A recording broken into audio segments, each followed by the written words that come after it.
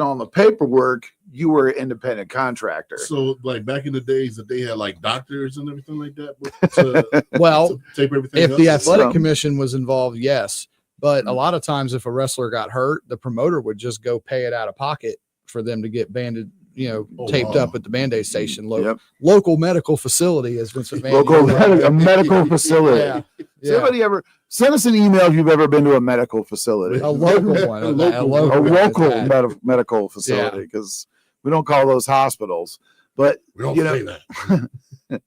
He's gonna puke. Well, they did that. The reason that Vince did that is he did not want to specify because he didn't want the fans to show up there. That was the reason. That's a very good point. Some people don't want to show up. There's wrestling fans. Wrestling fans are going to be wrestling fans. Exactly. Forever. But the territory, it's very buzzy on the internet to talk about things like backstage politics. Obviously, they probably still exist in some capacity today. I hear stories and things like that. But back then, it wasn't. The stakes were high, right? It was very cloak and dagger. Very cutthroat, because the closer you were to the top of the card, the bigger your payout was. When you had a wrestling show somewhere, it was like, if you imagine the money, it's all like a giant pie. Mm-hmm. And immediately the pie is cut in half. It goes to the promoter, not for the pocket just about, but also, paying for flyers, paying for parking, paying for the venue, all that local radio ads, newspaper ads. Wow. There was no social media advertising. You had to put it in the paper, radio, pound the pavement. So then you got 50% of the pie left, right? Mm-hmm. And so let's say the 50% is now the 100%, right? It's its own separate pie. The main event, they're getting basically 30% of that pie, that match, right off the rip. So as you got down the card and you get into the opening matches or preliminary matches, or if you had like a tryout, and a perfect example of this would be when Shawn Michaels first broke in around Texas. I mean, that kid was the kid. Now he's a 60-year-old man, but back then, he's 21 and he's just getting destroyed by like Terry Taylor or Ted DiBiase. He's walking out of there with basically like $50, 25 to $50 probably. Right. For getting his hide tanned. If he was working for Paul Bosch in Houston, probably 50. They said he was a good payout guy. Yeah. Oh, wow. But you get into the territory on the flip side of that, and you go over to the coast. Flair got an envelope with like $6-7 grand in it at night. Got a percentage of the house usually. Yep. Hogan had that in his deal for a long time in WWF. He got a percentage of the gate. So all these promoters, to defend them, while it seems like a dirty business, Vern Gagne and the AWA, Vern was wrestling in the northern Midwest, right? Yeah. Oklahoma, Minnesota, especially. That's his home state. Chicago, St. Louis, after wrestling at the Chase was out of there. Like Milwaukee. He had all these larger cities with a lot of money, but he has to. What would you say he's at this age? About late 50s now? It's probably, I hate to say, he's probably our age to 50s. Yeah. So but he's he was still active at the time. He was active, but he was an attraction. Yeah, he would, because he was wrestling Bockwinkel in 81 before they started to heat Hulk up. Mm-hmm. And then this is Vern's livelihood. Like, it's his business. It's his whole family's legacy. He's trying to develop this so he can give it to Greg eventually. And he's got to bet the whole farm on this Hogan guy. Yeah. But did he bet on Hogan, though? That's where that's the discussion, because did he bet on Hogan, or did he think Hogan was too hot and couldn't be trusted to stick around? I think once Hulk had his little feud with Blackwell and Adnan in the Army, then they shifted him to Heenan. Yep. So now he's wrestling Ken Patera, David Schultz, Jesse Ventura, all the guys that were there. And then, of course, Hogan brought them all with him when he left to New York. He's wrestling those guys. They finally started giving him a few title shots against Bockwinkel. Yep. Before that, it was Hogan and Andre in a handicap match against 3 job guys. Yep. Hogan and Tito Santana against 2 Heenan family members. Hogan against 3 job guys. all these circus matches. Right. Attraction gimmick matches. So back then He did not want to pull the trigger on Hulk. So you have a theory about this. Yes. So here's the theory. Two things. One will relate to on a local level, and one will not be able to relate to because it's on an international level. What was Hulk doing about every 3 months during that time? Take it out to going to Japan. Going to Japan, making them yen, brother. Yeah. He was red hot. No, not red hot. He was white hot. Yeah, white hot, daddy. Yeah, so white. His shirt was still white then. He didn't have to twist yellow yet. Yeah. Right. He was making that money. And I guarantee that Vern saw that. Mm-hmm. And he probably had the booking schedule and said, I want to do this, this, and this. And Hulk said, well, that's not going to work for me, brother, because I'm going to be going over across the international timeline. 5 matches a day. Yes. Yes. Wow. Japan used to get down like that. No, we're joking around because say. Hogan would say that he would do like 5 matches a He day sure did. On a weekend. On a weekend. Yeah. because he would cross the international timeline and technically be in the future having a match. Yeah. Pretty much He wrestled 400 days a couple years because of the international timeline. Right. He said he was doing King of the Ring matches all the time. Right. So I think that's on the international level. I think the local level is Vern wanted to keep the belt on his guys. Yeah. And he trusted Nick Bockwinkel. And what was the formula back in that day? Chasing the heel. Chase the heel and you'll get your money. Mm-hmm. And they had, I think it was AWA Super Sunday. That was when Hulk won it, but then they reversed it. Mm-hmm. He was never the same after that there. Oh, wow. And it's true. I think it did kind of kill him and cool him off Yeah. there. But like when Hogan wins the belt, I mean, the crowd, just unbelievable. They just completely melt down. They were ready for that. But it all boils down to trust and having your guy in the system. And I think that's, a lot of that is why, even though Ric Flair was a party animal, you could trust Ric Flair to draw money. You could trust Ric Flair to have a great match. And you could trust Ric Flair to get the local guy over. Flair was also on the booking team a lot, and he always found his way back to the title. So also true. And again, on a local level, let's talk about the indies. All right. We can relate to this, and the viewers listening, they'll understand this because they go to the shows. Mm-hmm. If a promoter puts his son or one of his boys over as a champion, yep, or himself, Eric Watts, guess what? He knows will be there when he writes a 6-month storyline. He knows he'll be there. Mm-hmm. He does not have to worry about that champion who, let's say he's getting some traction. Mm-hmm. Well, now I'm working for Dragon Gate, or now I'm going to work for ABC Pro Wrestling, or I got a TV spot with this guy, and now you're missing out on angles with your champion. Vern knew Nick Bockwinkel was going to be there every show. Mm-hmm. It didn't matter if they ran at Big Rigs Chrysler Mm-hmm. on a spot show, or if it was Super Sunday at the Mecca Milwaukee. Nick Bockwinkel does not get the credit he deserves in the really business. No, For being as good as he was. him and Heenan were great together. Fantastic. And I think that's to the detriment of Nick Bockwinkel's legacy, was that he never left right? AWA. Like if he would have could you imagine like the promo battles between Flair and Bockwinkel? Oh my God. Or even if Bockwinkel just would have had a small run in WWE after he dropped the AWA belt, to put Hogan over in WWE. Of course, this is when Vince Jr. bought it, and Vince, Jr. burned the whole world to the ground and made it. And he did so bad to the territories. There was actually a plot at one point to murder Vince McMahon. Did you guys know that? A lot of people wanted. yeah. Yeah, a lot of people. A serious plot, not like I want to kill that guy. The promoters all got together and Yeah. tried to make that one company. Crockett, Mm-hmm. Bill Watts, all of them tried to get together. Vern, Yep. but then Ole. literally as soon as the meeting broke, they're all trying to book each other's roster.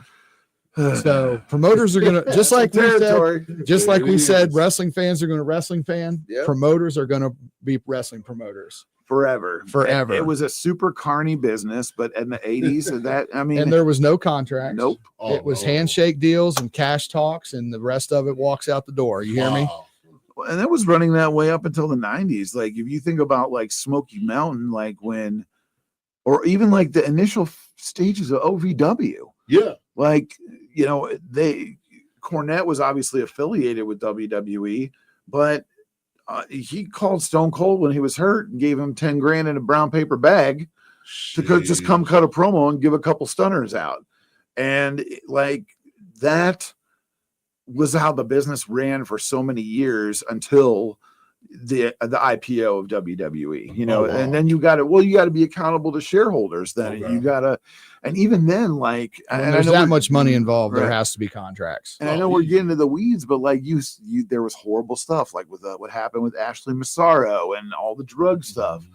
It was good for the business that it got cleaned up, but there was so much not trust there. And that formed a lot of the opinion that people have about Hulk Hogan, because Hulk Hogan was the CEO of Hulk Hogan Inc. And in that instance, he was the greatest CEO of all time. We got to go pay some bills. When we come back, we're going to talk about the messy breakup between Vern and Hogan, and then his return to WWF, brother. 2 years ago, Bobby Carpenter completed treatments for knee pain at Q.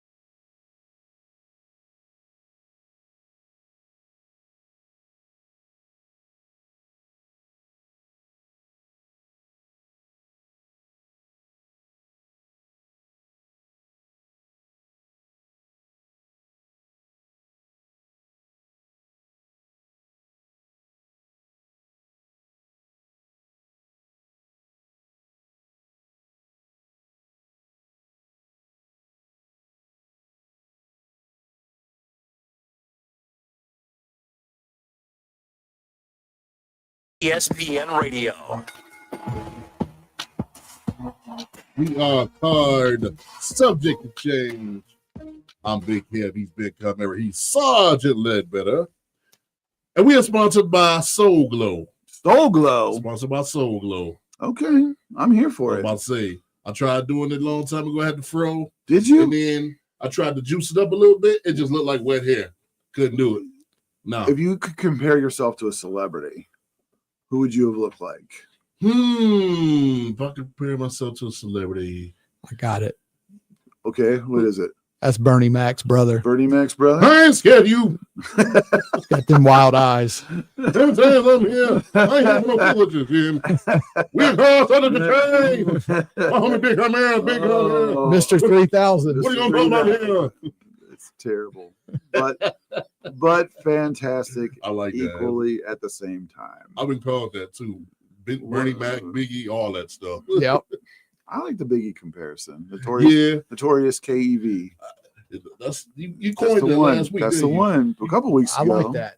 Notorious KEV. I like that. That's pretty good. You coined that a couple weeks ago. Notorious. We are.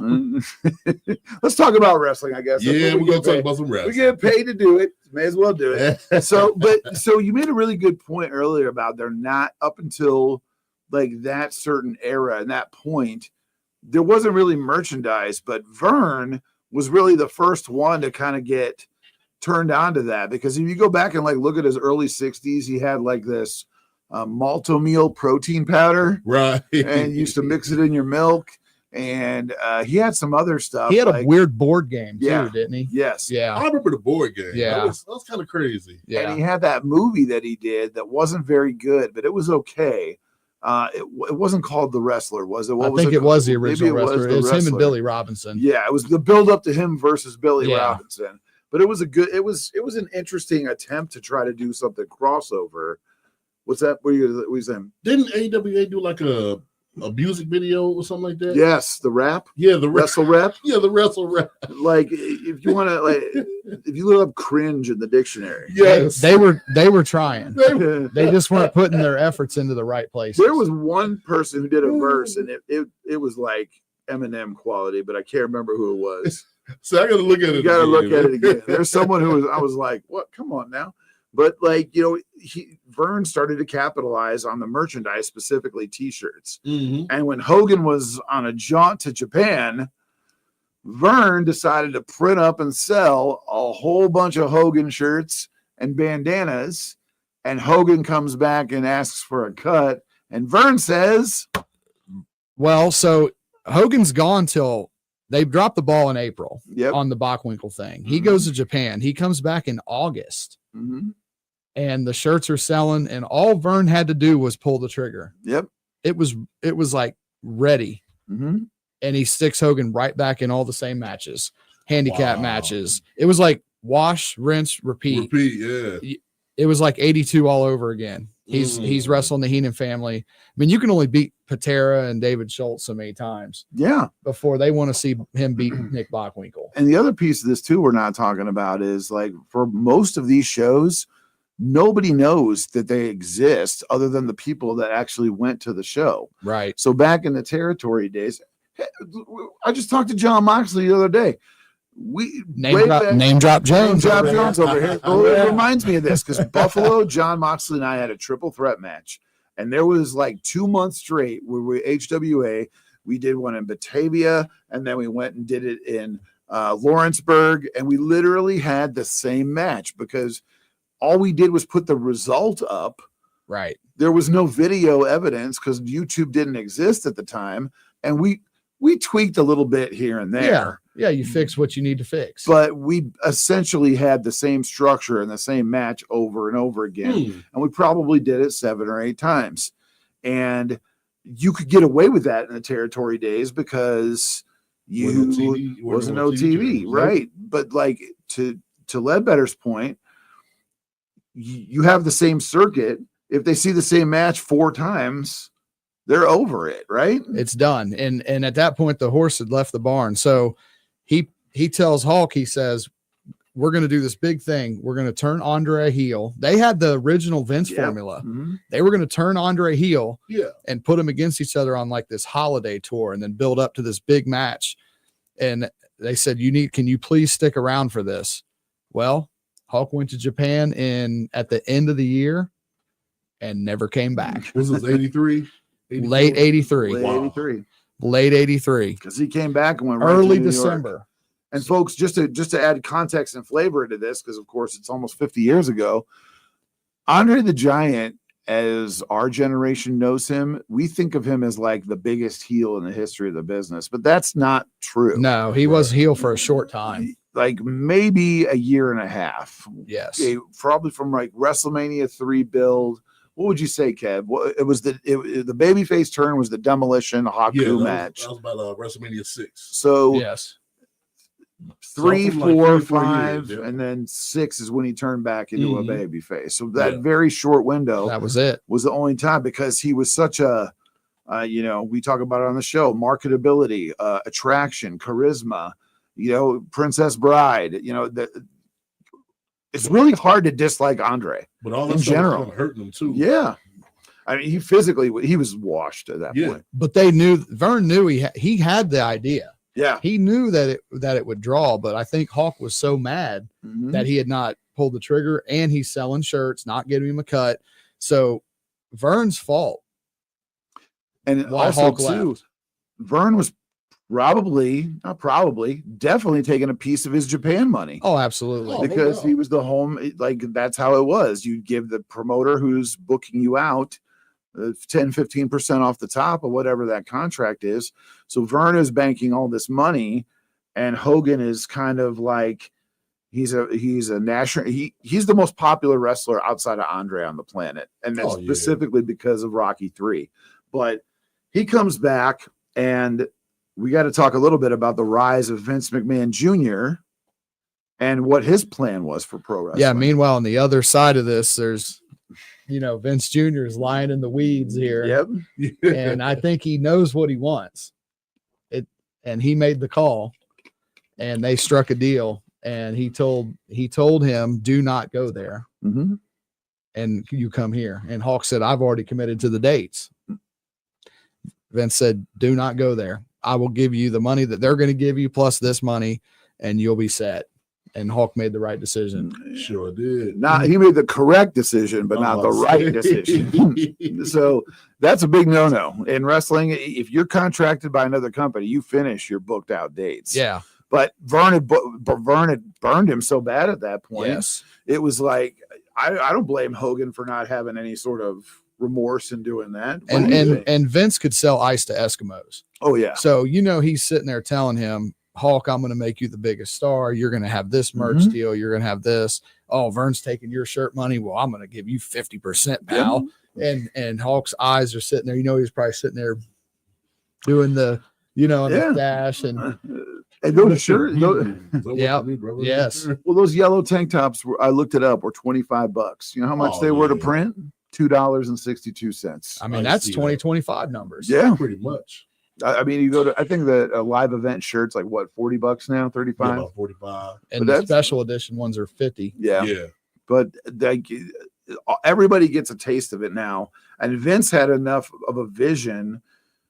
Going back a little bit to just recap what we were talking about last week, WWF or WWF is called New York typically. That's the East Coast, upper north, territory. We're talking Washington, D.C., New York City, Baltimore, Boston, Philadelphia, all the big major East Coast American cities. That was Vince's territory, and therefore it was the wealthiest territory. It was also the nicest territory to travel because they had the most developed roads, and it was just a smaller circuit. You know what I mean? Jersey to Philly is what, hour and 10 minutes? Yeah. Something everything like that. Everything was right.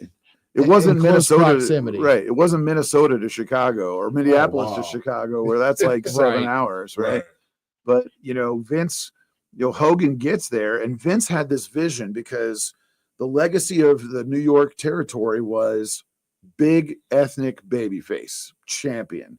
Whereas we talked about in the last segment just now, we're chasing the heel. We're chasing the heel. Vince flipped that formula, and his dad flipped that formula. You had Bruno Sammartino, Italian champion, Pedro Morales, Hispanic champion, and on down the line. The only heel they got hot as a champion was probably Superstar or Billy Graham, right? Superstar. Yeah, that was the only heel they got really hot and had longevity. But Vince had this vision. I want the penultimate big, awesome superhero. And at first it wasn't Hogan. You remember who it was, Kev? Who was it? That Your- was Dusty Your boy was- White on Rice, Yeah. like a glass of milk and a paper plate in a snowstorm, Bob Backlund. But that guy? Yes, sir. It was Bob Backlund. Junkyard Dog. Was he Yeah, considered yeah. that? So you know what Vince did that was so smart? When he Everything. after he debuted Hulk at the end of, he wrestled one match in 83 on the holiday tour, beat a job guy, Bill Dixon, probably a local territory guy. Bill Bill Dixon. Bill Dixon. That's the best job name I've ever heard of. Yeah. Bill Dixon. So 5'8" and 100. in January, Bob Backlund's getting beat down by the Samoans. Who do you think Vince had come save Bob Backlund? You don't have to pass the torch when you just take the torch. Right. Oh, It was over at that point for Bob Backlund. And Bob In one segment. Bob was better as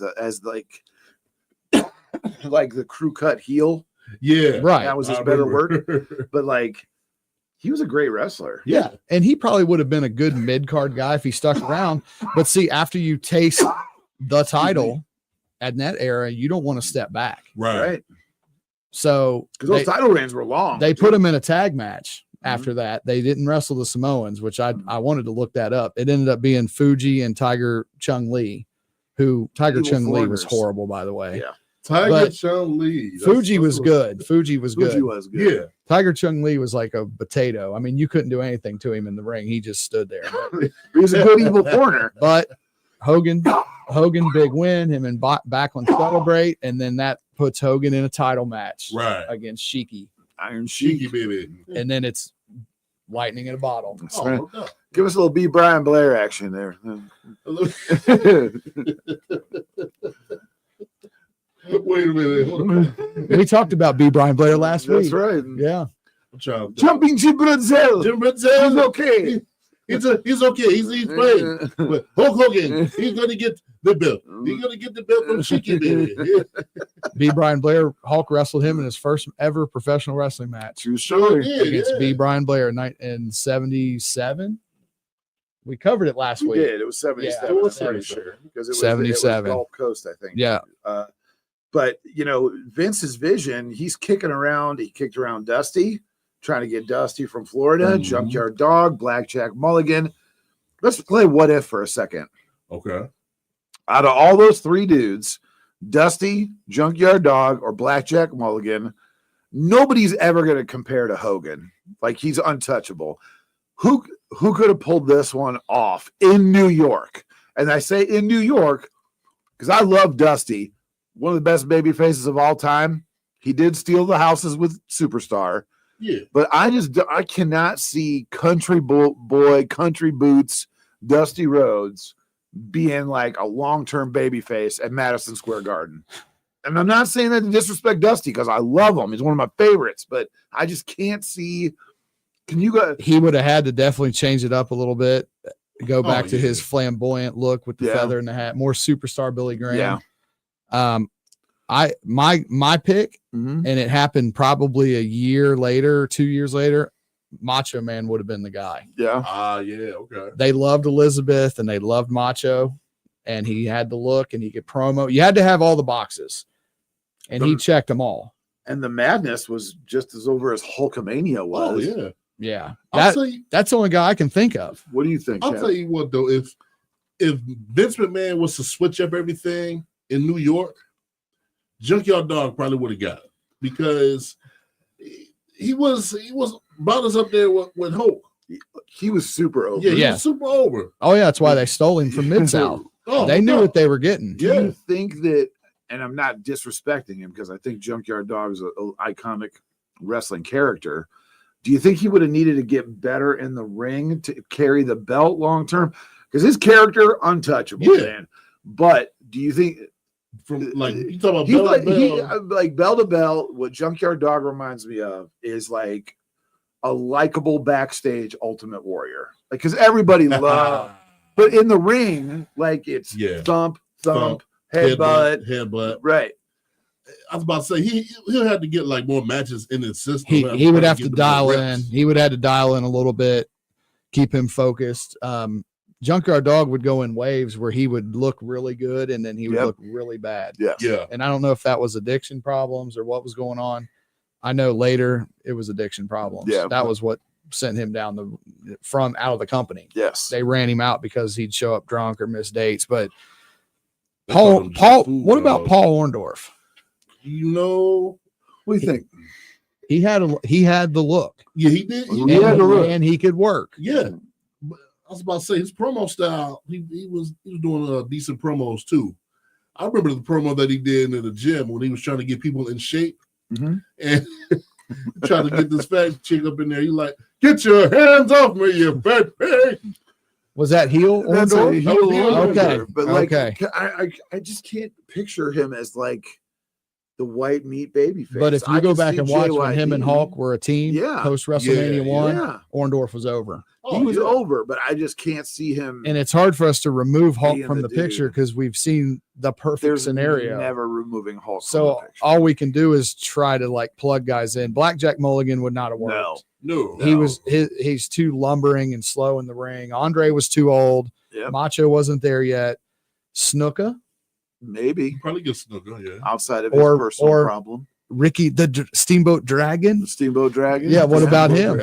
Could have been a good one. Yeah. Well, we got to go pay some bills, but we're going to come back and talk about wrestling expanding to the national level with Rock and Wrestling.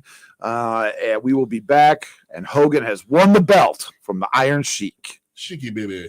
When getting the job done right is job one, you need construction equipment that's built right. From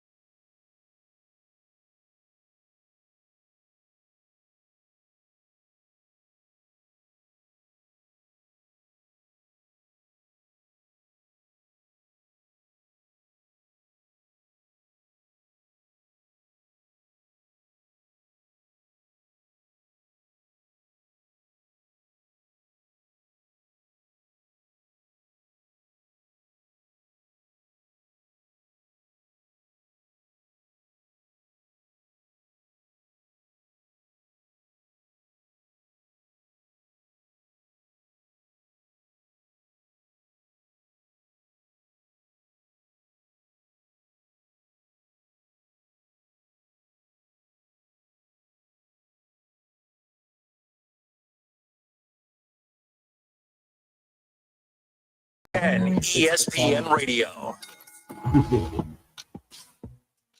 We are card subject to change, and we are sponsored by the High C Ecto Cooler drink. Come on now. Hey, man. Come on now. Hey, man. I love it. I love it. Grabbing one of those little plastic jugs back in the day at the convenience store, or Faygo Red Pop in a glass bottle. Oh, man. In the glass bottle. The glass bottle. In the glass bottle. Oh, you taking it back. 45 cents. He used to load the car up and head to Michigan with all them bottles. You hear me? Don't think I don't do that. Yeah. Oh, well, so you probably still do it, don't you? I do that. I have literally I just do the whole year. And then when I go to Lions training camp in July, I take like 20 bags up there with me. It's usually like 75. Are you like Newman and Kramer and Seinfeld? You get the mail truck and you head up. Like $75, $80, man. I get one of those like nice. You're not a big drinker, neither am I, but I like high end. We like the high end liquor. Oh no, yeah. Right. So we ain't drink. You like the high exactly. Throw it up, baby. Nice, Michigan high end liqueurs. Liqueur. Right off the lake up there. That's right. Yeah. Water, baby. Yeah. That's right. About Crystal 3 years clear. ago, $80 Crystal you could have got 50-yard line at the Lions true. game. About 3 years ago. Now It's not. Now you can barely get in the building for 100. I'd be ashamed to show you my receipt for my. Oh, I already know. I I'd already be know. ashamed. That's probably like all of my savings. It's rough. That's called the Dan Campbell tax. It's the Dan Campbell. the It's the Dan Campbell tax. Dan Campbell tax. You ain't wrong. We got to talk about wrestling, I guess, though. Yeah, maybe let's we'll do it. Maybe we'll do a Detroit Lions episode next week. That works. What? I'm in. Lions and Bills. Episode? I'm in. Barry Sanders. Yeah. Little Barry, little Calvin. Yeah, where's Calvin? Where Calvin at? Urban Moore. Calvin got it. What is it with Lions players retiring in their prime or early? Well, with Barry, it was. I think it was. I mean, everybody's like, "Oh, it's losing." I think Barry just cracked mentally. Yeah, he was just because he had a lot of. I could see that. He had a lot of mental, emotional problems, and then Calvin. If you look at his Google a picture sometime of Calvin Johnson's hands, like every finger is going in a different direction because the play was always coffin corner to Megatron in the end zone, and he'd get dumped on his head every single time he would catch the ball. He'd get his hands crushed. I got you. That makes sense. It's gross, isn't it? All right. So Hawks won the belt. So Hulk has won the belt. Kev's he's gonna puke. Yeah. And guess who he gets to instantly who he's working? The audience. He brings all of his buddies from the AWA over. That's right. He's taking the Heenan family guys, David Schultz, Yep. Ventura, all them guys, and he's bringing them over and he's going to beat them all again for the whole year of 1984. But let's talk about fundamentally, it goes back to trust. Yeah. Why did he bring all his boys over? Nowadays, you look at stuff, and I'm not disrespecting them, but you look at like Kenny Omega and the Young Bucks, and they bring in their buddies like Marco Stunt and Joey Janela and all their little indie buddies and put them on $1 billion TV production. Right. It doesn't matter, though, because all those guys get the same check in the mail every single week for the same amount of money every single week. Back then, Hogan was getting paid like a territory guy, a ridiculous amount of money, but he had to know that he could draw with somebody. Yeah. He knew he could draw with Jesse Ventura. Yes. He knew he could draw with anybody paired with Bobby Heenan. He knew that if he had Mean Gene on the microphone, Mean Gene's going to facilitate the story and get it over. I love how they went back and forth all the time. When Mean Gene, he'll be on the mic interviewing Hulk Hogan. And then you know he's gonna start out. Well, you know something, Mean Gene. Yep. Always gold. But talk a little bit about that because Hogan knew that the guy could. In a nutshell, you wrestle for a promoter, and the promoter makes promises to you. Let's say he gives you 5 things, and all 5 of them come true. Doesn't that get you excited? Sure, easily. So Hulk was promised by Vince money, fame, a push, a title, merch, a cut of the gate. Every one of those came true. Hulk was probably so jived up that he probably was telling his boys, brother, it's a sinking ship over there.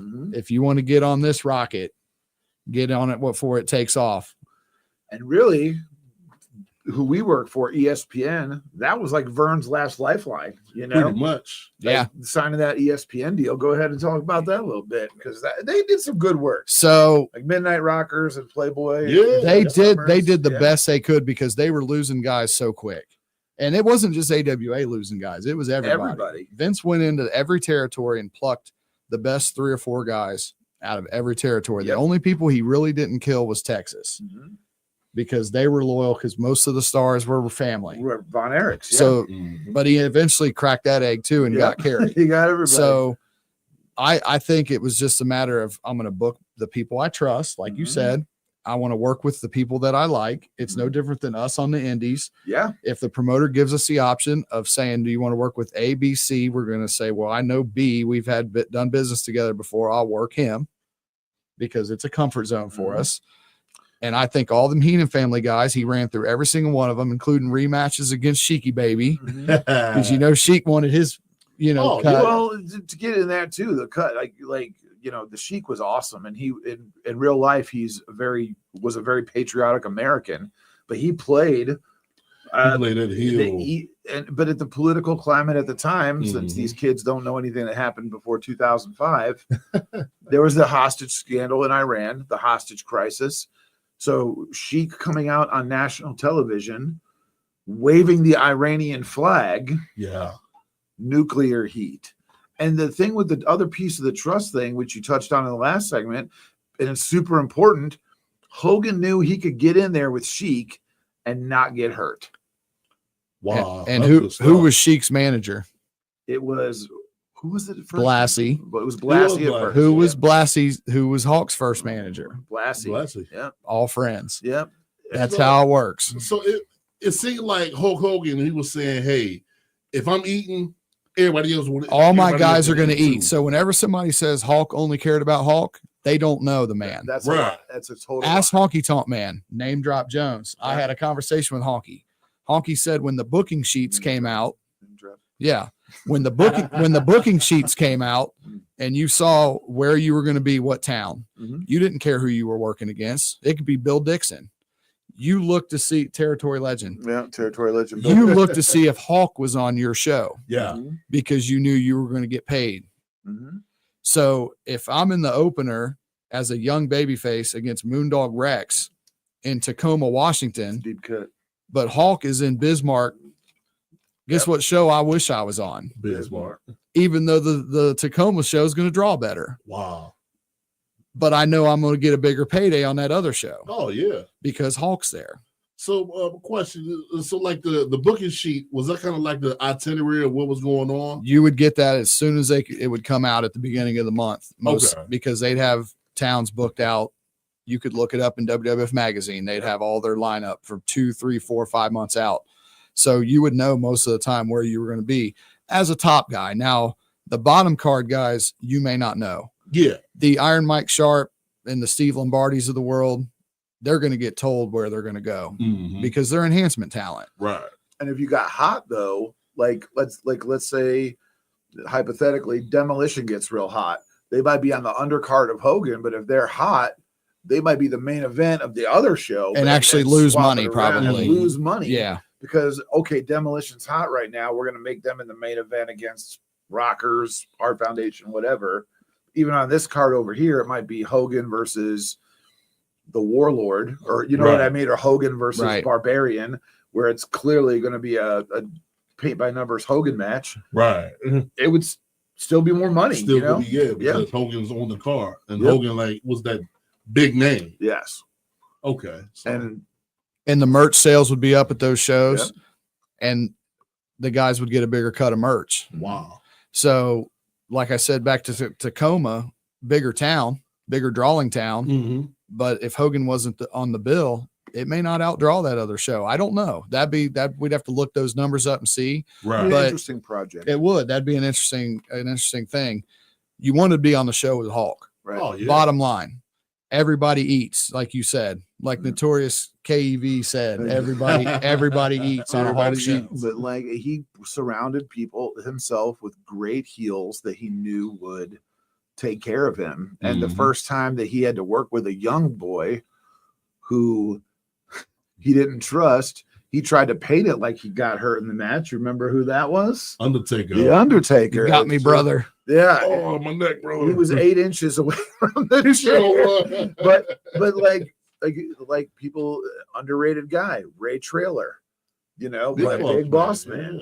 Yeah. He was great as a heel. Hogan loved working with him because he's light as a feather, and Hogan was light as a feather. We're getting into the weeds ahead of ourselves, but that's okay. No. Yeah, you're jumping into the 90s and late 80s. We're still in the 80s. about rock and wrestling. Yeah, we're not even at WrestleMania 1 yet. Like Hogan was just all over. I mean, once he won the belt, he immediately got a new belt, the Winged Eagle. Yeah. They used to have that one with the medallion. Not yet. And the plates. They did not change. They switched Was it it still first. WrestleMania 1? There's another belt between the Sheik belt. Yes. Oh, yeah. Yeah. That belt changed around WrestleMania 3 into 4 when Hulk got the belt stolen from him by the Hebners. Look at this guy. This is why we have him here. Yeah, exactly. But I'll keep you straight. Keep him straight on the path. But WrestleMania as a concept, what a genius. Oh, man. What a piece of promotional genius. I'm going to take luminaries from Hollywood, music, athletics, and interweave them into professional wrestling and draw all the eyes from wrestling onto them here and all their eyes over here onto wrestling. And lightning happened to strike, because what happens? Bam, you get MTV right there. Yep. The initial MTV. You guys, like, now you don't have a pop star in the sense like we had pop stars growing up. John Cena is probably the closest now because star? he's in. So he hosts No, you're the right. VH1 or the Kids Choice Awards, The ESPYs and stuff like that. He's as close as we're going to see in the modern era, I Yeah. think, or Rock. But Cena's at least regular on TV right now. Yeah. Rock is very Cody Rhodes has a chance to be that. Yeah. If they've already started featuring him on some of these shows. Yep. But Hulk was on the cover of Sports Illustrated. Yep. Classic cover. Yeah. Like one of the best covers. Plus of all the merch. Yep. Plus the Muhammad Ali rub at WrestleMania. Like you said, the crossover with mainstream sports. The New York crowd, Liberace with Yeah, Broadway. Liberace, yeah. Broadway. You wouldn't think Liberace and wrestling would go together. But when I say pop star, I was alluding more to Cyndi Lauper. Right. Because when nowadays, I think maybe the last two big pop stars in that conventional sense, I don't put Taylor Swift in that thing because she's kind of her own thing, but like maybe Lady Gaga or Katy Perry. But Cyndi Lauper was just, Kev, you're the music guy. Yeah. Talk about how big Cyndi Lauper was for a second. Cyndi Lauper, she seemed like she was just everywhere at that Yep. time.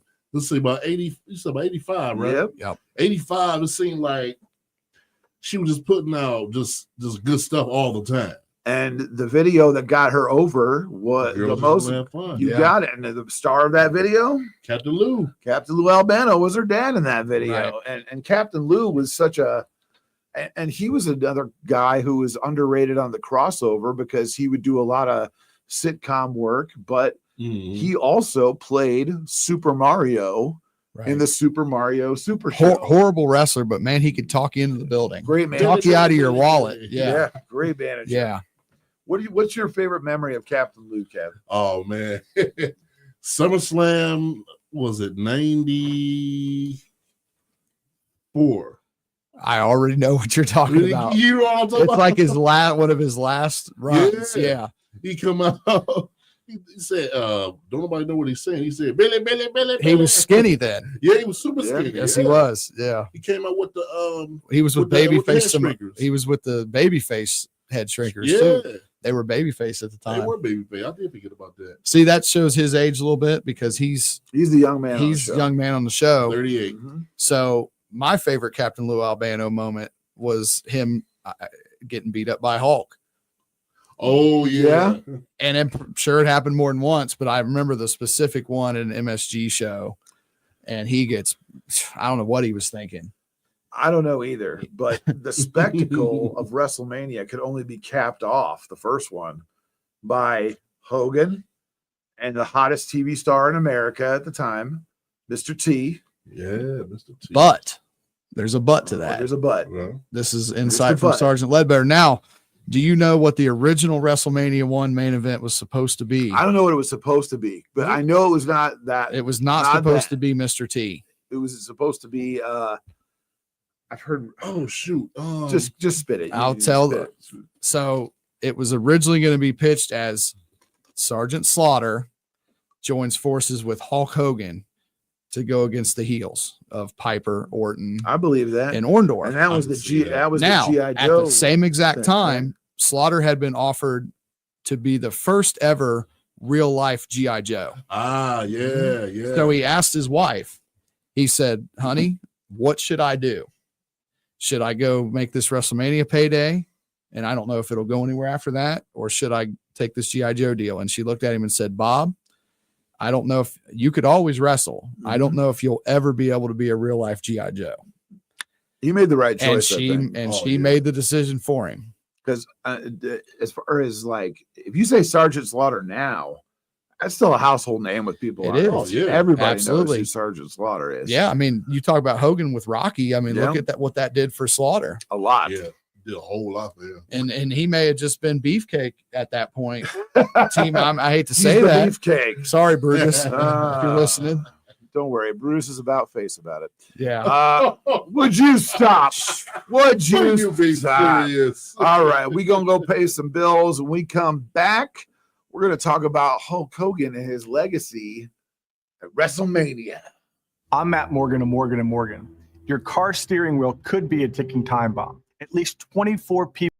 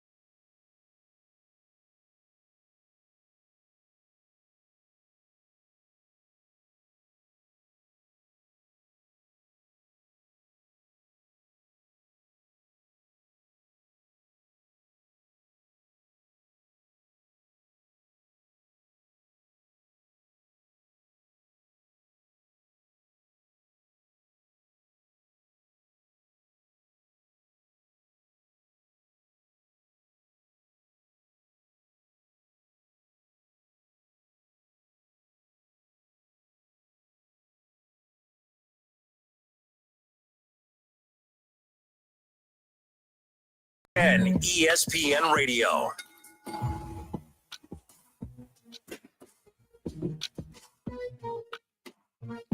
Had to get a little bit of music on there. Yeah, That was Welcome to Detroit you already know what by the Trick time it Trick is. and Eminem. Is that Notorious KEV?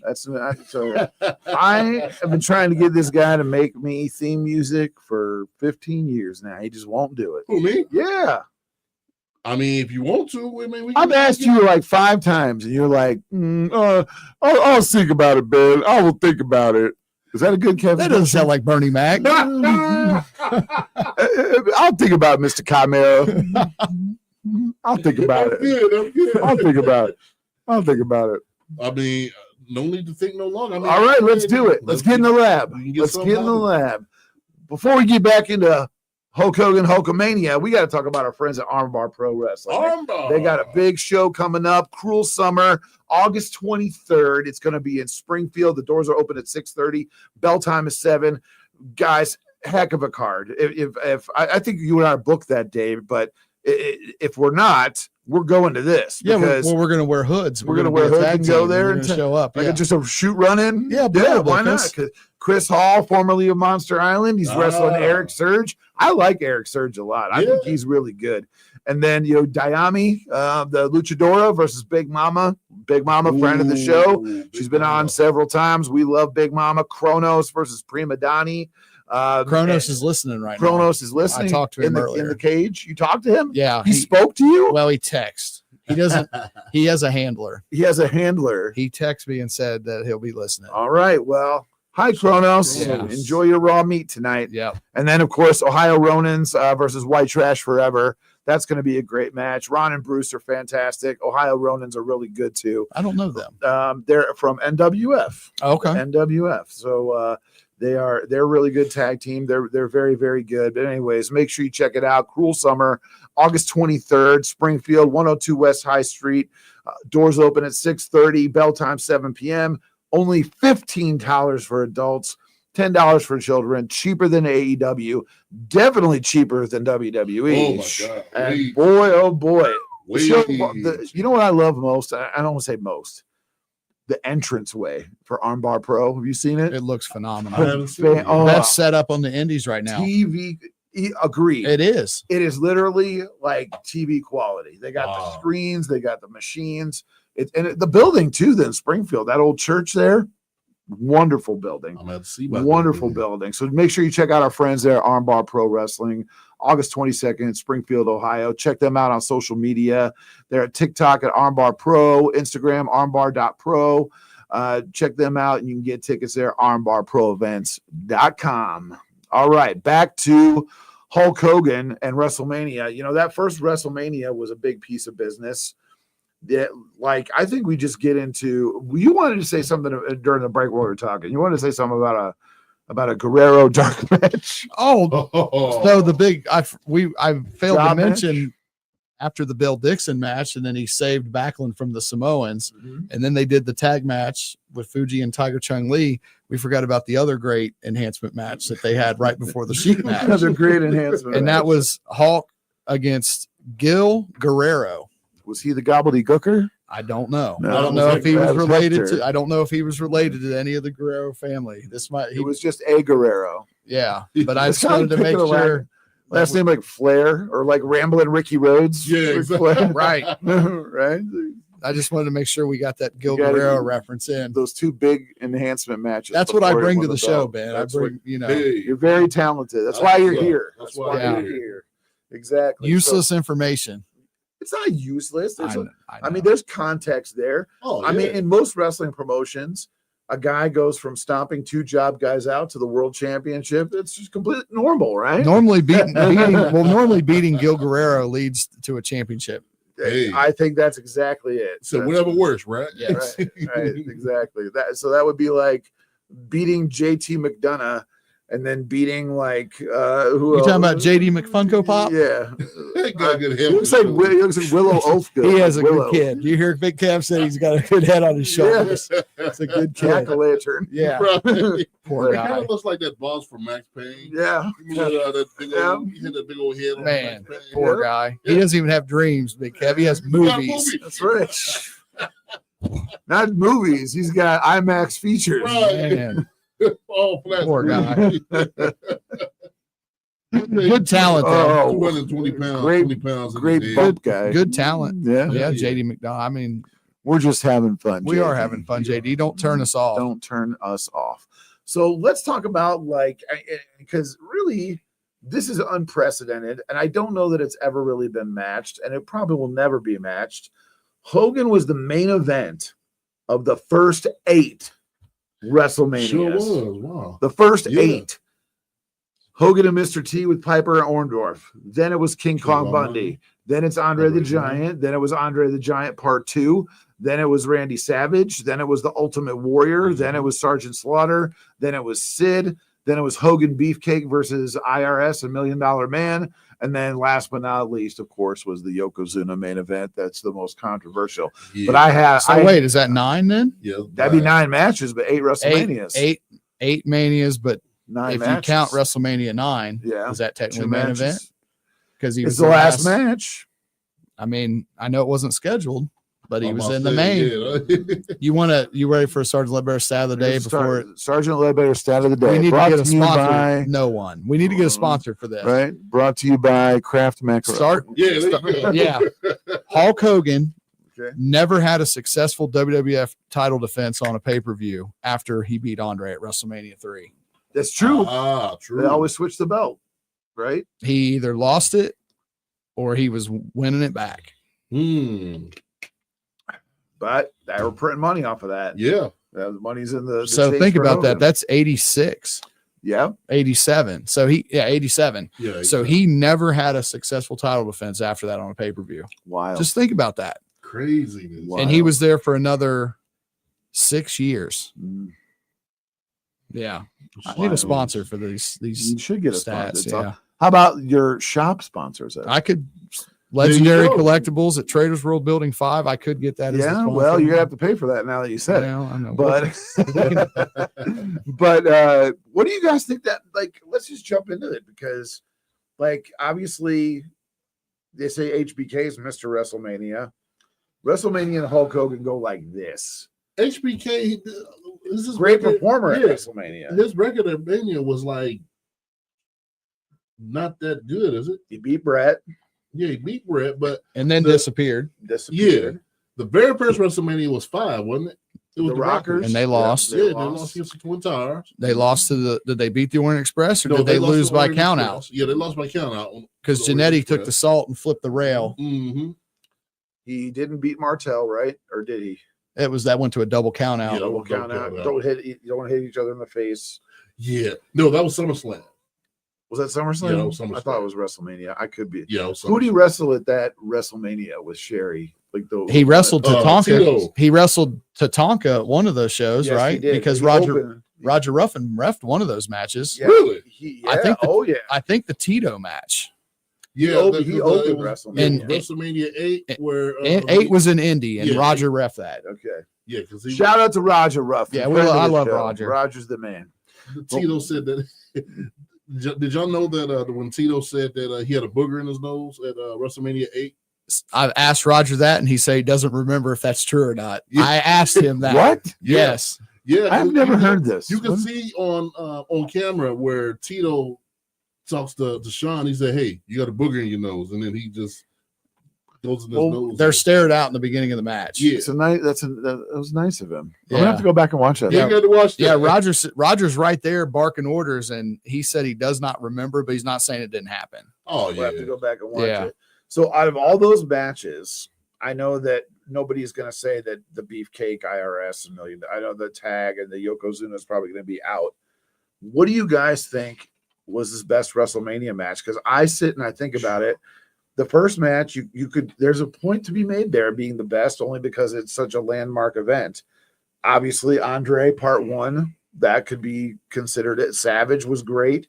And, you know, I know I'm an apologist, but I thought the Ultimate Warrior Hogan match was Warrior's best match outside of Wrestling Macho Man. Yes. So and the Sid match wasn't even bad. I like either. the Slaughter match. I did too. I just The like energy.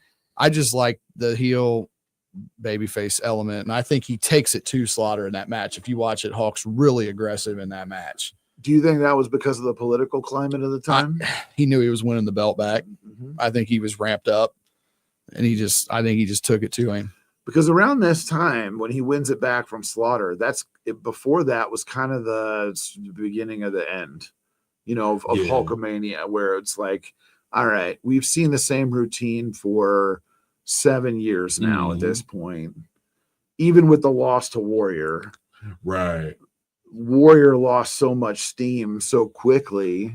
To your point, it should have been Warrior Earthquake. It should have been Warrior Earthquake. And That not the other would way have carried around. him over into a nice storyline. They could have even did Hogan and Warrior against Dino Bravo and Earthquake. That would have been real good too. And they could have had Hulk and Warrior get into it and let the heels steal it, which they didn't do that as much back then. No, especially with those two.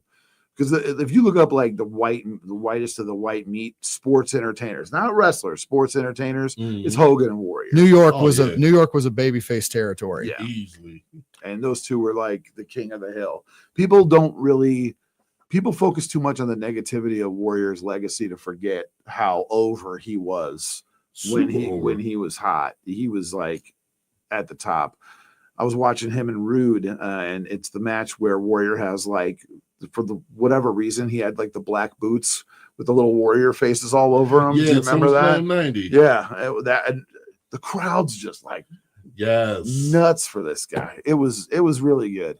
But what do you guys think if you're to rank these matches? What match sticks out the most to you? Why, Kev? You doing top three? You can do top three. Top three, I would say. There's no rules on here. At first, I would say him and Warrior, Yeah. because, like you said, that put Warrior on the map as far as like match quality. Yeah. Because back in the day, he wasn't doing much with match quality. He was just doing clothesline and splash, and then that'll be the end of the match.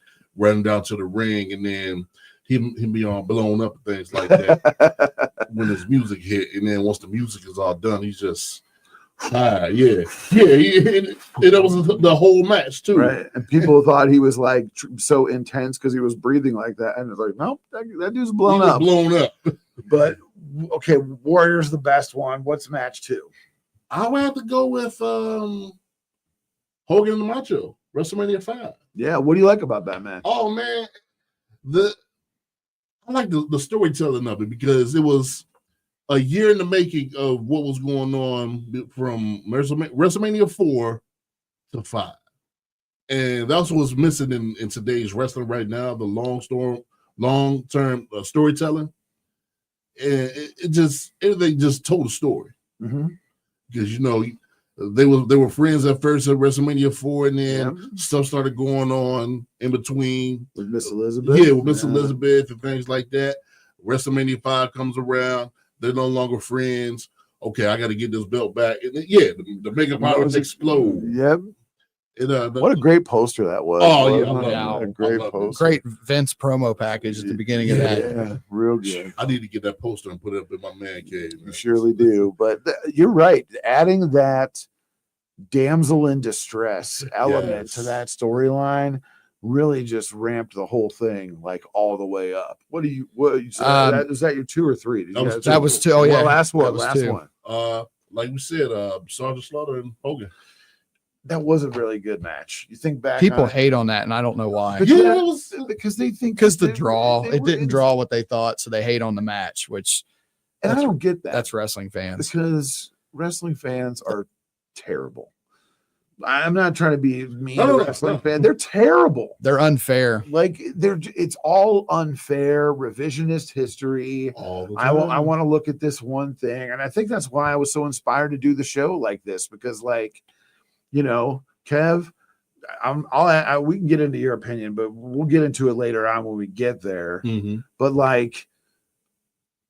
no man should be judged by the worst day of his life. Exactly. you, especially with the legacy he put together with charity work. What do you think? What do you think, Ledbetter? Top 3 wrestle. Oh, we gotta go to break. We gotta go to break. All right, we'll go pay some bills. We come back. Ledbetter's top 3 Hogan WrestleMania matches. Did you wake up with joint pain? Does it hurt doing the most routine activities? Have they told you it's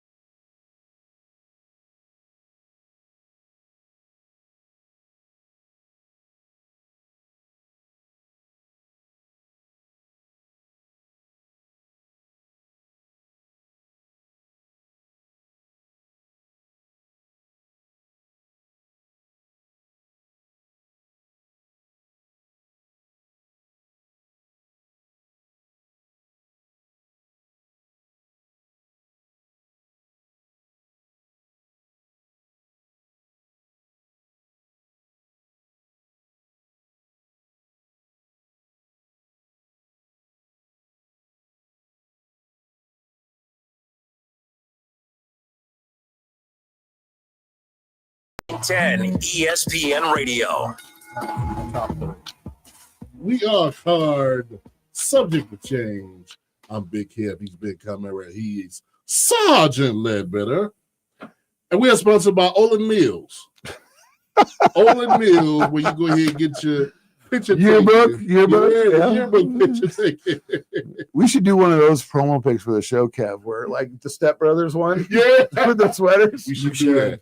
We should do that. They'd always make you sit at like an awkward angle. Yeah. You have your hand like in a weird place. Yeah, on those deals. Yeah. You never sat like that Ever. Besides when you go to Olin Mills and they just have you sitting there just like this. Yes. All stoic. Yeah. Look, Exactly. give us one, Kev, right now. Look, Yep, there it is. I love it. I wish everybody could see that. I They love it. can't see it. No, But you got to stare like up. Yeah. right. And that wraps up our show for Man. that. We can't top the Olin Mills. No, we can top the Olin Mills because we're going to ask our good friend Sergeant Ledbetter right now top 3 Hogan WrestleMania matches. So let's go money, let's go work rate, and let's Okay. go moment. Oh, Okay. Okay. So the biggest money was obviously Hulk and Andre. Yes. Third one. What do you think that is adjusted for inflation? Do you still think that's in the top? Oh, absolutely. Absolutely. Yeah, There's people still getting paid off that. you're not wrong. So as far as moment, Yep. it has to be Warrior Hogan. Okay. 11-year-old me, that Mhm. was it. Like that was How did you two- feel when you were 11 watching that? I was a Hogan guy, Yeah. but I also knew Warrior was there. Yeah. I mean, I knew he was right there. And the build where the rumble where Warrior's hitting the ropes and Mhm. then he gets eliminated, but he comes back in, saves Hulk, and then jumps out and leaves. And then he's in the ring running and he's going to clothesline and he stops and puts the brakes on. Yeah, I remember that. I'm like, oh, my heart skipped a beat. You know what I mean? Yeah. No, yeah. That was just A+. I might have dropped my story. wrestling buddy. Yeah. Yeah. It And then was A+ I think- storytelling. what, as far as work rate, we don't talk a whole lot about moves on the show, but as No. far as just overall work rate, Savage and Hogan. Yeah. Okay. Yeah. Yeah. Great match. Yeah. But then, like I said, Slaughter's match is up there. WrestleMania 8 was a little bit of a disappointment to me because I wanted to see Hogan and Flair. What a wasted opportunity. They were working on the house shows. Yes. The Vault put the match up. And that wasn't the very first one. it was like we know where the like very 5 or first Hogan 6 Flair one. match was, right? It was in Is it Hara Arena? Hara Arena. It in sure Dayton. was. Yeah. Yeah, Hara Arena. Flair won by count out. And this goes in, and I don't want to jump the gun here because I know I'm the young fella on the show. I'm the young fella. Do it. The downfall of Hulk started when they would have him lose every single night by count out on a house show. Wow. He didn't lost. do anything for his He character. lost to No. Mr. Perfect as champion probably 30 straight times Mhm. By count out. by count out. And that was always at a house show. And it always be at a house show. And Wow. and when you're reading results in magazines and you're seeing that, what are you thinking? Hawk's losing it. Mhm. Uh-huh. If the perception of wrestlers change, we know the pecking order based on perception. We know if it's Tito Santana, we know he's not Hulk Hogan. He's the next level. You know Mhm. that Coco Beware might be right below Tito. Like Yep. you have a perception of these guys. When you see Hulk loses every single house show, Mhm. it I'm starts with to you on that. wear on you. It starts to Yeah. chink away at your armor. Yep. Then they did it with Flair. Flair shows up in 91. He lost to Flair every single show, with the exception of a few, always by count out. They'd fight on the Jeez. floor. Flair do something slick, poke, whatever, post, and he'd slide back in and beat the count. What does that do perception wise? If your Hogan's always losing to this guy, on some level, I think it helped Flair because people like me I didn't even know who Ric Flair was until he showed up. Yeah. Because growing up in Detroit, it was big time wrestling. Sheik sold Right. the original Sheik sold to Vince. Detroit was all WWF. all Cobo the Hall, time. baby. That's Cobo right. Hall. Cobo Hall. That it was all WWF. I was never exposed. I never knew who Ric Flair was until the Real World Champion promo. I'd never even seen him before. So with the big gold The big belt. gold belt. And I had no Never idea seen what it was. But Yeah, I think okay. for someone like me who was like that, it immediately added credibility to Flair. The fact that he could do all these things and win, Mhm. and like what really cemented him as a threat to me was obviously winning the Rumble that year Yes. and winning the championship belt. Because I mean, folks, if you watch that Rumble, like that is the hardest working man in pro wrestling. He was number one and took or two. He was three. Three? Yeah, okay, three. He was no, you're right, because Bulldog and It was Bulldog and Ted DiBiase. Ted DiBiase. Flair took every single finish from every single guy. Yeah, he fed every single guy hit the ring. He fed them. Yep, and took all their finishers. And Bobby Heenan, he was just going crazy. Is that the on greatest commentary. Rumble lineup? That had to be the greatest. Every Rumble guy that hit the lineup ring, ever, I felt yeah. like, was like Hall a of Fame former or event. future world champion. And a Main Hall of event, Famer. yeah, exactly. There wasn't as many former world champions at the time, but if No. you look at it, there was a lot of future world You even had champions. Skinner in there. Skinner. Was that 92 or 90? Yeah. 92. Flair debuted in the fall of 91 on Primetime Wrestling. Mm-hmm. Came out with Heenan was bringing the title out. Then Flair came out finally because he was in a contract dispute. And it was also the greatest Rumble poster of all time. Yes. I need that poster too. The painting. But I remember like it had Sid and Piper and Savage and It was all Hogan, Flair. It just who's who was in that match. Bulldog. Hey Sarge, can Undertaker. you do Sid's promo? How you did it? Oh, but Yeah, not with that language because he liked to talk about things that held back water. All right. So here was the order of entry. Bulldog, Hall of Famer. DiBiase, Hall of Famer. Flair, Hall of Famer. Jerry Saggs of the Nasty Boys, Hall of Famer. Shawn Michaels, Hall of Famer. Tito Santana, Hall of Famer. Barbarian, I don't think he's in there yet. No, not yet. Kerry Von Erich, But Hall of iconic Famer. character, Barbarian. Oh yeah. Repo Man, Barry Darso, Legend. Hall of Famer. Demolition's in now, right? If not, it's out of eminent. technicality. It's so- imminent. Nikolai Volkov, Hall of Famer. Greg Valentine, Hall of Famer. Big Boss Man, Hall of Famer. Hercules, is he in? No, I don't think he is. He's gonna be in. Roddy Piper, Hall of Famer. Jake Roberts, Hall of Famer. Jim Duggan, Hall of Famer. IRS, Hall of Wow. Famer. Jimmy Snuka, Hall of Famer. Undertaker, Hall of Famer. Randy Savage, Hall of Famer. Berserker, not a Hall of Famer, but John Nord was a good wrestler. I mean, if he's the worst guy in the Rumble, He probably was good. that's pretty impressive. Right. Virgil, Iconic. Yeah. Think about who he rubbed elbows with. Yep. Andre, DiBiase, Hogan. Like he was always around somebody big. Colonel Colonel, NWO too. Yeah. Colonel Mustafa, Iron Sheik, Hall of Famer. Yeah. Rick Martel, Hall of Famer. Hulk Hogan, Hall of Famer. Skinner, Steve Kern, is he a Hall of Fame? I think he is. Steve Kern, I Hall think- of Famer. I think. I I'm think. Sergeant Slaughter, Hall of Famer. Psycho Sid, Hall of Famer, and then the Warlord was the last one.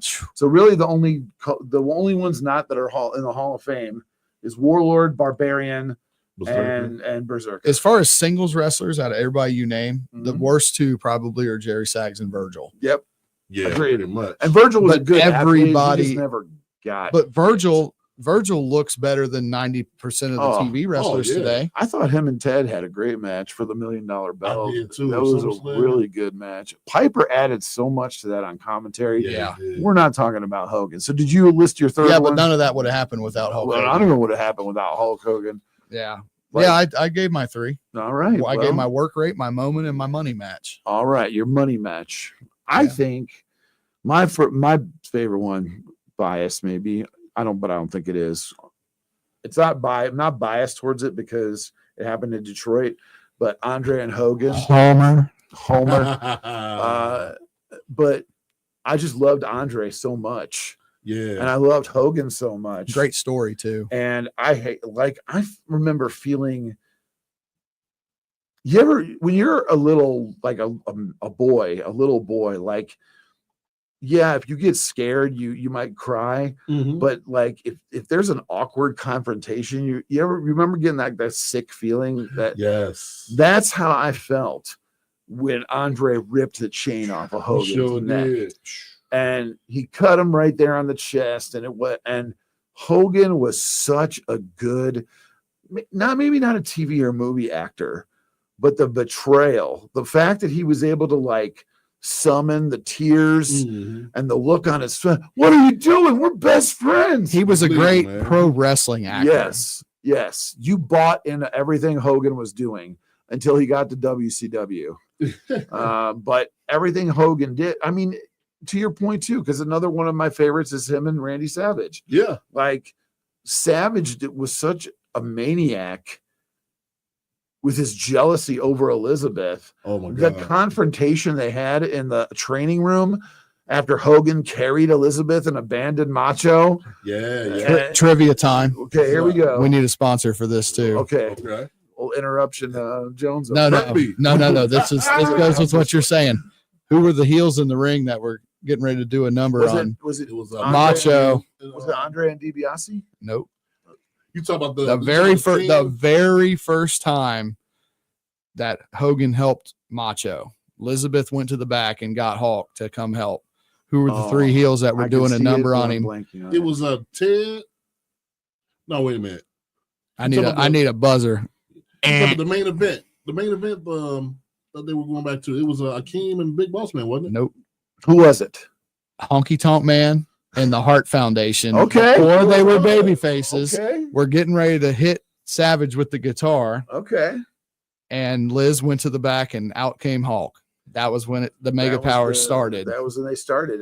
And man, the slowest handshake. So think about that. Yeah. Bret Hart involved in the start, And now he hates Hogan. Yeah. Or doesn't hate. He doesn't hate Bret Hogan. Hart hates everybody. He doesn't. Part of that's a work. We could get into that. I think that's another show topic. Yes. But to keep it on Hogan, and his acting, just like the confrontation in the training room, and her dress, and people nowadays everybody's brain is deep fried by the internet. But like back then, like when you walk into the training room and she's got the dress off the shoulder and it's hiked up a little bit, right. And Macho busts through the door and he goes insane, and Hogan's begging him off. As a kid, it was just, you're like, please don't fight, guys. I love you both. Right. Please don't do it. But it was really good because Hogan made the story good. And then I could flip a coin on the last ones because I loved like all of them. And let's talk for a minute. How much time we got, bud? We see about 4 minutes. 4 minutes. So let's talk about this because it's super controversial. Bret wrestles Yoko in the main event. Okay. Yep. Hogan makes the save after the powder. Mm-hmm. And then Bret's hurt. And then Bret's like, no, go face Yoko. Go ahead. Face him. And basically Hogan goes in and just completely runs through Yoko and wins the belt. And the live crowd seemed like they were into it. I'd say so. There was a lot of backlash online, but that decision to do that was not a Hogan politic job. It was based off of the Evander Holyfield and Lennox Lewis finish. Sure was. Being such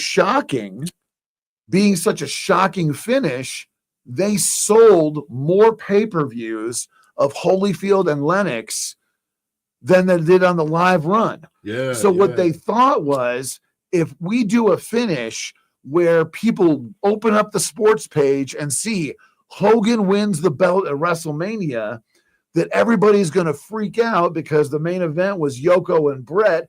How did this happen? And then they're going to buy the replay. Yeah. It was not a Hogan politic job. It was an attempt to try to replicate the success of the Lennox Lewis Evander Holyfield finish being so impactful and controversial. They tried to work it so people would be like, oh, now I got to see how this happens. Right. And then sell more pay-per-view. And, I don't know the exact numbers, but I remember an interview with Vince and Bruce are saying, yeah, it actually worked. They didn't sell as many as the live one, but the replay sold like better than any other replay. But the internet being as cynical and awful as they are, Hogan lasted maybe another 3 months after that, and then he was out King of the Ring in Dayton. Yep, that's right. Dropped it back. He was off the juice, wasn't it? Oh yeah, he had lost probably 40 or 50 pounds at that point. Yeah, he was off that juice. Crazy. He was very small, and they did the flash. Yeah, camera. Harvey Whippleman. I was at that show. Flash camera. Young Sergeant Ledbetter was there. Young Sergeant Ledbetter was in the house, but Lawrence was there too. I thought. For Hogan being gone for so long and Beefcake, to be able to come into that situation, get the crowd riled up. Yeah. and have a nice big baby face hooray finish. It was watching Hogan's last hurrah in real time. As it was watching that stage of Hulkamania's. It was like the cap on it. And Hulk almost died the day before. Right. Sure did. Who yeah. punched him out? Was it No, Savage? no. Come on now. They were saying- Show some respect. Who punched Savage him couldn't take Hogan out. Not Who at punched all. him though? Nobody. He had the big black Nobody. eye. Nobody. It was a jet jet ski accident. I thought someone punched him out. That was backstage. that's it the was urban the legends story. that Savage and Liz had separated, and Liz moved in with Linda.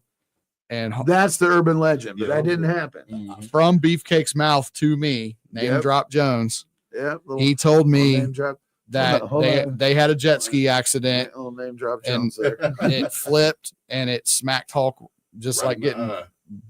right in the face. Like it could have been as bad as Beefcake. Do you think him and Beefcake after that happened were like, we're never getting on power motor I was about to vehicles say. again? I can't see why they were in a hurry after what happened to Beefcake the first time. Yeah, exactly. I mean, his face was literally caved in. But then Hogan was doing all that Thunder in Paradise stuff on Yeah, the water, that's so true. he didn't care. That's true. But I think that Yokozuna thing was like, I don't know. I look at it, it was just, that was his swan song. That was the end of Hulkamania as we knew it as children. And it holds a very special place in my heart, as corny as that sounds. All right, we got to go pay some bills. We come back. It's the go home segment. It's the hot tag. We're going to talk about our favorite Hogan feuds during his time in the WWF at the top. We'll see you in a bit. Dave. So you know spends another guy $5 they- on, One They- ultra latte with a caramel drizzle. but for less than $1.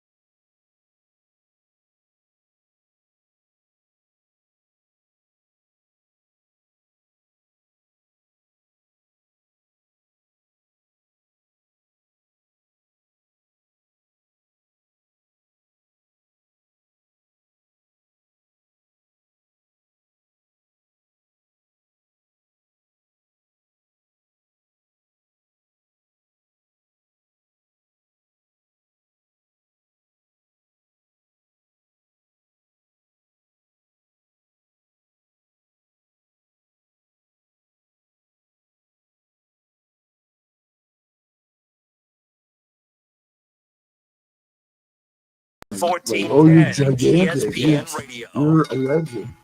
October 22nd, 91, heroin. That was the first Hogan Flair match. Oh, wow. Yeah. We are card subject to change. I'm Big Kev. He's Ben Kimera. He's Sergeant Ledbetter. And this is dinner time. We at dinner time right now. So we are sponsored by one of Kimera's favorite spots, Seafood Bay Seafood Bay. in Detroit. Seafood Bay is not bad. I don't like seafood, but I do like Seafood Bay. You say you don't? Yeah, you do It's too. okay. It's all right. I'd rather go to Arthur Treacher's.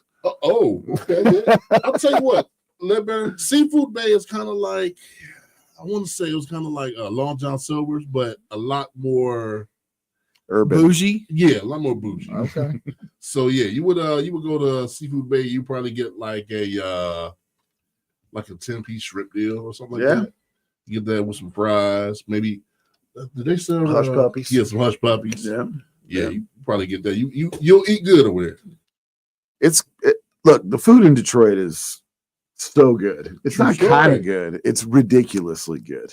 It's like, and I'm not saying that to be even biased at all. Like Chicago's great, New York's great, but Detroit's like the best of everything. It's because there's so many ethnicities. It is. You know what I mean? You got like the Arab, you got Greek, you got Jewish, you got actual Chinese food. It's good. It's a good time. But back to Hulk Hogan.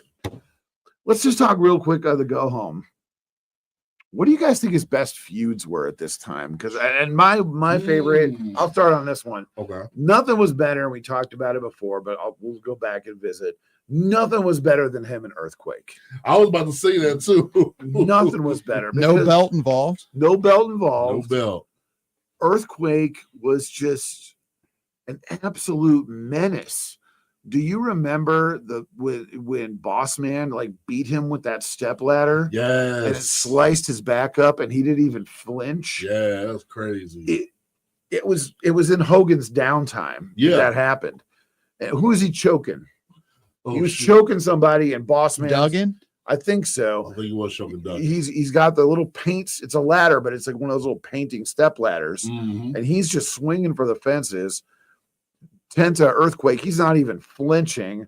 And they go to the back and cut the promo with him and Dino Bravo, and it's just Earthquake's back, and there's blood just streaming out of his back because he was sliced open so many times.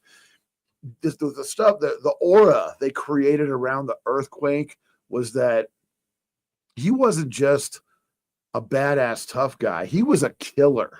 Yeah. He was so dangerous. He killed Damien the Snake. Sure did. He air quotes killed Damien the Snake. And you want to talk about wrestling acting? Quick burgers. Yeah. Jake opening that bag up and then going and weeping.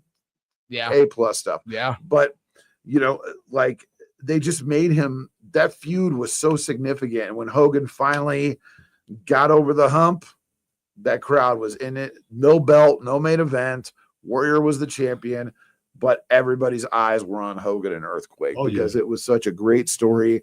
And Earthquake, John Tent is always going to be a missed opportunity to me. Oh, no doubt. He should be an all-time great heel. I mean, he's all-time great in my book, but like he should be he should be on the same level as Flair, in my opinion, or Vader, or all these big monster heels. Andre, he was that good in the ring, and he was.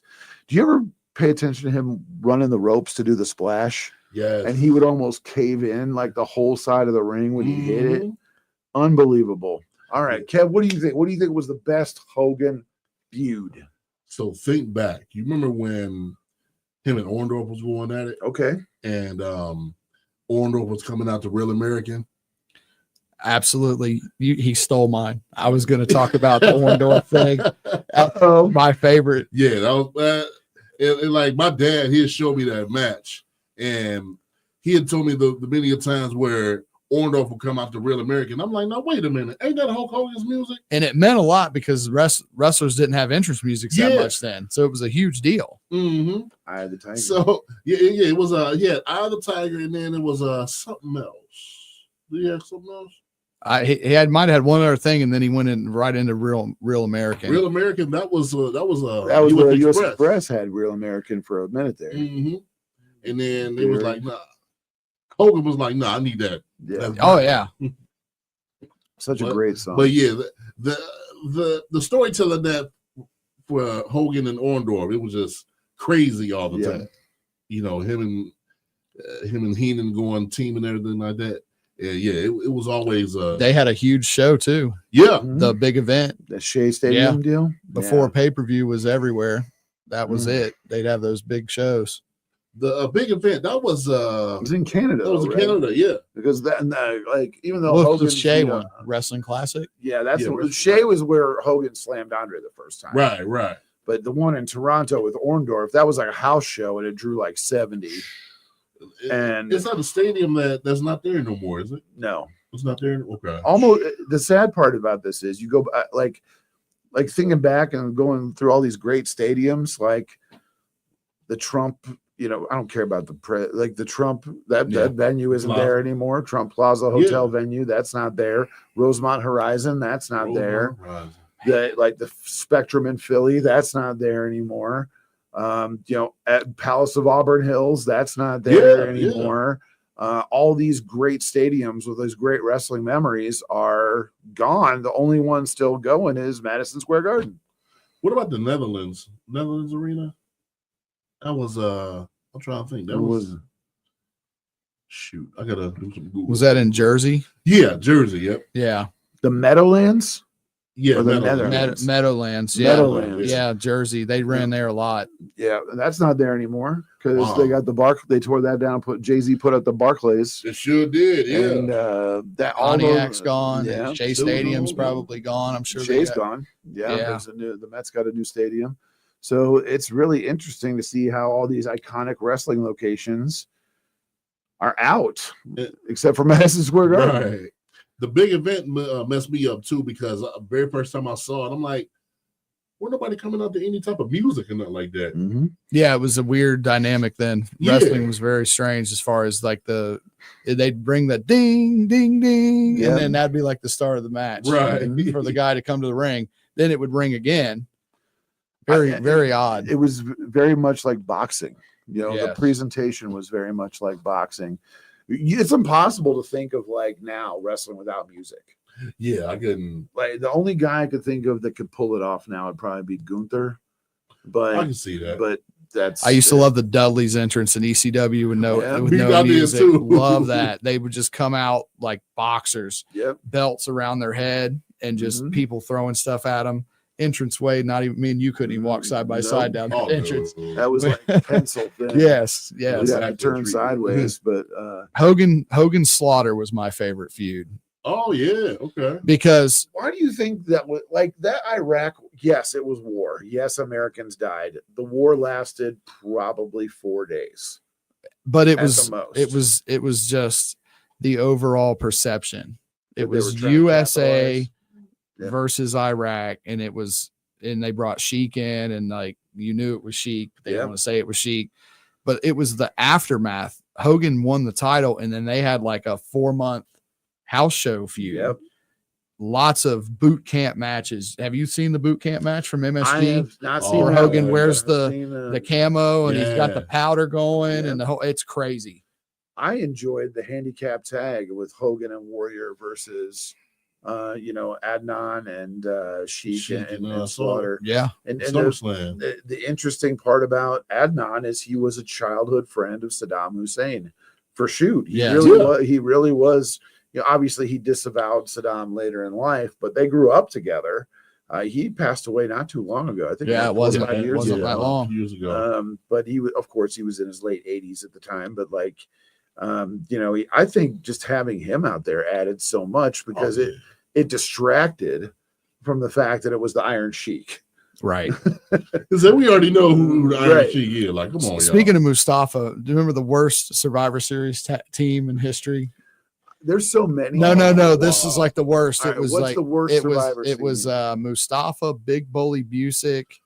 Repo Man. That sounds like a Repo. We'd Man have to look team. it up. It was 4 essentially jobbers. Waylon Mercy. Waylon Mercy. No, Mercy wasn't there yet. That's a good idea. Big Kev will find it. It's either That's- 91 or 92 Survivor Series. I think 91. because it's Mustafa That's true. and jobbers. Skinner, I think, is one of them. Let's see here. Survivor Series 92. It's Hacksaw Jim Duggan sweeps the Colonel Mustafa squad. So it's Slaughter Duggan, Texas Tornado, and Tito Santana as the El Matador versus Mustafa, the Berserker, Skinner, and Hercules with General Adnan. That might be Mr. the Fuji. worst assembly. For some reason, I was thinking it was Big Bully Busick, but yeah, Hercules. He got replaced. Yeah, Yeah. he did get replaced. Yeah, because I don't think Hercules was ended up being on it. Hercules had left because they wanted to put a hood on him in WCW and make him a ninja. Remember? Yes. He was like the super ninja. Yeah, I remember that now. So- Why would you make Hercules Hernandez So, a ninja? So Busick stepped in that great team. Ugh. I guess the brawler wasn't available. Knuckleball Schwartz wasn't Yeah, available. he was not available. Knuckleball Schwartz was out. Like this is the time too. Like I know we're talking about Hogan, but this is the kind of vacuum that Hogan's part-time and absence created. Yes. Because without Hogan anchoring every feud in the company anchored to Hogan. Because if you were a heel, you wanted to beat the guy in front of you to get to Hogan. Without Hogan there, Look at that team. what's that? Is that the team? I mean, look At that. Look at See, that. Big Bully Busick, Oh, because goodness. Hercules was gone. Goodness. Yeah. Stashes and beers. That's all you see. That's all it is. Man, But- them guys couldn't get pinned quick enough. At but, all.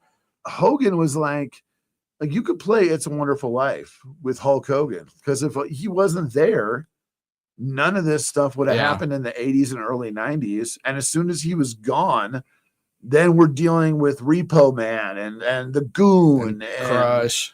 Kona Crush. And there were gems in there, of course. Like I'm not a big Rick Martel as a wrestler fan. I thought he was all right, but I love the model character. I did too. The Arrogance. the perfume spray deal, like all that was so good, but it was all. Would you guys agree that without Hulk Hogan, it was like Coke and then it was Coca-Cola with Hogan, and it was just like Diet Coke after that without him. I can say that. It's a fallout too from the steroid trials. Well, that we're gonna get into that Yeah. next week when we start piecing up the dark side of this. Yeah. But without Hulk Hogan, wrestling was, for lack of a better word here, lost at sea Yeah. It had no direction. because nothing was happening over on Turner. Oh, no. They're spending $60,000 to have Cheatham the midget blow up a boat to promote Bash at the Beach. Right. Those mini movies were upwards of $100,000 a rip to produce. Well, Was that the Vader Sid Bulldog yes, Sting angle? yes. And his now I'm not trying to use a slur here. So that's Beach He Blast. literally was Cheatham the midget. And before Hogan got there, they had. Do you remember that when they had Sting take the helicopter to the Dungeon of Doom fortress?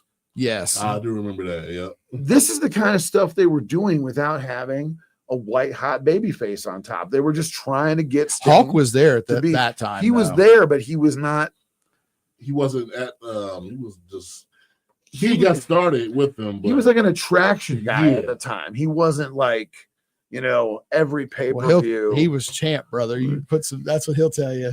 He would say he was champ, but at the same time, like without him being him, wrestling was just, and it was until he turned heel. Yeah. It was just they were He just saved spinning their wrestling a wheels. second time. He saved For wrestling, sure. and we're gonna get into that here soon. We got to transform and roll out though. But before we do, let's go down that Armbar Pro card one more time as Ledbetter and I plan our hooded secret run in from the audience. We're not really gonna do that, or are we? You're gonna have to go find out. You have to go to the show and find out. You get that gear made. Yeah, call me Bill, or don't call me. I'll be there either way. I'll be the slick. It's Ohio Ronins Weird. versus White Trash Bro. You'll be the slick. I'll be the slick. We got to use Jive Soul Bro Oh, no as doubt. the We theme can do that. music, and then we're down. I We got Kronos versus Prima Donnie. Love Kronos. He's listening right now. He's eating a side of beef right now in his extra rare in his shed, extra rare. Kronos is fantastic. Chris Hall, formerly of Monster Island versus Eric Surge. Let's go, Hall. You got this one. We got Dayami versus Big Mama. And then also appearing is going to be, of course, Dustin Reyes and Damian Chambers. I think that those guys are going to fight each other, but we'll see. I don't have a confirmation on that. Anyways, that's August 22nd, so it's coming up here next week. 102 West High Street, Springfield, Ohio. Doors are open at 6:30 p.m. Bell time is 7.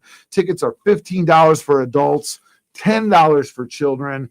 Guys, that's a heck of a deal, man. You can make a night of it with the whole fam under $100. That's a pretty good deal. You ain't going to get that anywhere else. Join us next week. You going to be back next week? Absolutely. All right. So we got to have Ledbetter next week.